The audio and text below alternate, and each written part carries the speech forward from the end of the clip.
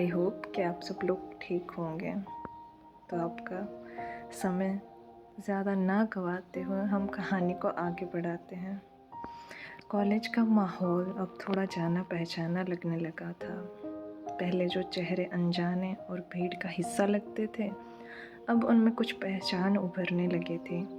Campus के हर कोने में कोई न कोई कहानी पनप रही थी, कुछ किताबों में, कुछ ख्यालों में, कुछ दिलों में। जैसे मेहर और सुहाने के बीच पिछले कुछ दिनों में उनकी दोस्ती एक ऐसे मोड़ पर आ गई थी जहाँ शब्दों की ज़रूरत कम थी। कभी कभी तो बस एक नज़र काफ़ी होती थी, सब कुछ कहने के लिए, सब कुछ समझने के लिए। लेकिन फिर भी वो दोनों खुद के सिर्फ अच्छे दोस्त ही मानते थे, या शायद मानने की कोशिश कर रही थी। एक मंगलवार की सुबह इंग्लिश डिपार्टमेंट की क्लास में प्रोफेसर वर्मा ने बोर्ड पर कुछ लिखा। Group project on comparative literature, presentation due in 2 weeks. Class में हलचल मच गई। ग्रुप प्रोजेक्ट का नाम सुनते ही कुछ लोग उत्साहित हो गए, कुछ परेशान। मेहर हमेशा की तरह थोड़ी एंग्जाइटी में आ गई। उसे ग्रुप में काम करने में थोड़ी हिचक होती थी, खासकर जब लोग उसे सुनते नहीं। Groups will be made randomly, Verma ने कहा, and I read out the pairs. सूची शुरू हुई। रिया एंड नताशा, कुणाल एंड आदित्य, उसके बाद Neha and Sanjay, and last में कुछ नाम आए, मेहर एंड सुहानी। क्लास में हल्की सी हंसी हुई, कुछ लोग फुसफुसाए, ऑफ कोर्स इनसेपरेबल। सुहानी ने हल्के से मुस्कुराकर मेहर की तरफ देखा। डेस्टिनी को भी हमारी केमिस्ट्री पसंद आ गई है शायद। मेहर ने हल्की सी मुस्कान के साथ गर्दन झुका दी। अंदर कुछ धड़क उठा था। शाम को दोनों लाइब्रेरी के उस कोने में मिले जहाँ मेहर अक्सर बैठते थे। पुराने वुडन टेबल, खिड़की के पास और ढेर सारी किताबें।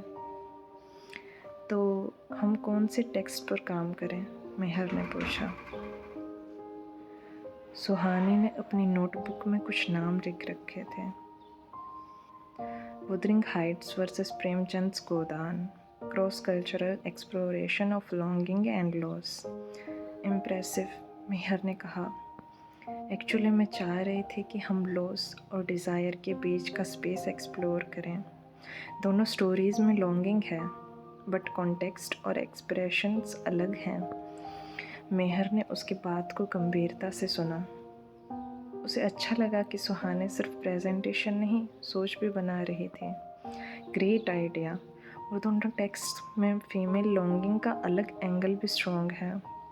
एग्जैक्टली, सुहानी ने कहा, और मुझे लगता है तुम इस एंगल को बहुत अच्छे से एक्सप्रेस कर सकती हो। तुम तो पोएट्री लिखती हो ना? मेहर हल्का सा मुस्कुराए। कभी कभी पोएट्री भी किसी कैरेक्टर की तरह लगती है, जैसे किसी और की कहानी में खुद को ढूंढना। सुहानी ने भी कुछ बिना कहे उसकी तरफ देखा। उसके चेहरे पर एक अजीब सा सुकून था, जैसे कुछ टूटने से पहले का मौन। अगले कुछ दिन वो अक्सर मिलते, लाइब्रेरी, कैंटीन, लॉन्स या व्हाट्सएप चैट्स में। बात सिर्फ प्रोजेक्ट से शुरू होती, पर किताबों से निकलकर पर्सनल बातों तक पहुंच जाते थे। एक शाम जब प्रोजेक्ट ऑलमोस्ट आधा हो चुका था, सुहानी ने अचानक मेहर से पूछा, तुम्हारे घर वाले जानते हैं कि तुम हॉस्टल में कैसी हो? मेहर थोड़ी चौंकी। हाँ, मतलब माँ तो हमेशा पूछती हैं, बट पापा बिजी रहते हैं। सुहानी थोड़ी देर चुप रही, फिर बोली, मुझे लगता है तुम्हारे अंदर बहुत कुछ है जो तुम कहते नहीं हो। और तुम्हें कैसे पता? मेहर ने उसकी आंखों में झांकते हुए पूछा। क्योंकि मैं भी वैसे ही फील करती हूँ। सुहानी जब मेहर से बात करती तो उसकी नज़रों में अजीब सी सॉफ्टनेस होती थी। न प्यार, न बस दोस्ती, शायद कोई अधूरी कोशिश। और मेहर जब भी अकेली होती तो बार बार सुहानी के शब्द याद करती, तुम्हारे अंदर बहुत कुछ है। क्या वो खुद को समझने से पहले सुहानी को समझने लगे थे? एक दिन क्लास के बाद दोनों कैंटीन में चाय पी रहे थे। मेहर, तुमने कभी किसी को बहुत पसंद किया है? सुहानी ने अचानक से पूछा। मेहर ने कप को घूरते हुए कहा, पसंद तो किया है पर कभी कहा नहीं। क्यों? शायद डर था, शायद ये समझ नहीं आया कि पसंद करने का मतलब क्या होता है। सुहानी ने सीधा सवाल करते हुए पूछा, क्या वो लड़की थी? मेहर की सांस अटक गई। पहली बार किसी ने इतनी साफ गोई से उससे पूछा था।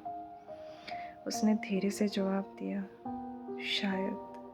सुहानी ने अपना कप नीचे रखा और बोली, तुम्हें खुद से डरने की ज़रूरत नहीं है मेहर। उसके शब्द धीरे थे लेकिन असर बहुत गहरा था। पहली बार मेहर को लगा कि शायद वो अकेली नहीं है। 2 हफ्तों का वक्त यूं ही गुजर गया। प्रेजेंटेशन का दिन आ गया। ऑडिटोरियम में सभी ग्रुप्स बैठे हुए थे। सुहानी और मेहर की बारी आखिर में थी। स्टेज पर जाते हुए मेहर का दिल ज़ोर ज़ोर से धड़क रहा था, लेकिन सुहानी ने उसका हाथ हल्के से दबाया। एक नज़ाकत भरा इशारा जो कहता था, आई एम हेयर। प्रेजेंटेशन शुरू हुआ। मेहर ने लॉन्गिंग पर पोइट्री पढ़ी और सुहानी ने लॉस के सोशियो पॉलिटिकल एस्पेक्ट को एक्सप्लेन किया। दोनों की कोऑर्डिनेशन फ्लॉलेस थी। ऑडियंस चुपचाप सुन रही थी, जैसे ये सिर्फ एकेडमिक टॉक नहीं, कोई एहसास हो। आखिर में तालियों की गूंज हुई और जब दोनों मंच से उतरे तो उनकी आंखों में एक चमक थी, परफॉर्मेंस की नहीं, कनेक्शन की।